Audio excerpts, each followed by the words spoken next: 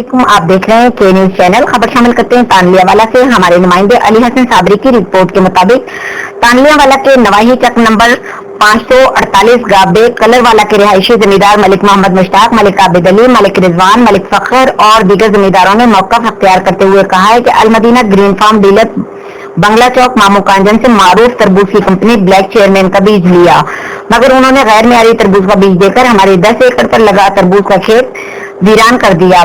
Black chairman company तरबूज का बीज, जिसके दाने का वजन तकरीबन 10 से 15 किलो तक पककर तैयार होता है, मगर ये 1 से 2 किलो के दरमियान ही पककर फट जाता है, जिससे हमें लाखों रुपए का नुकसान और खसारा उठाना पड़ रहा है, जबकि ग्राहक भी खरीदने से इनकार कर देता है, जिसके खिलाफ मुतासरा जमींदारों ने शदीद एहतजाज करते हुए अरबाब इख्तियार से फौरी नोटिस लेने का मुतालबा किया है।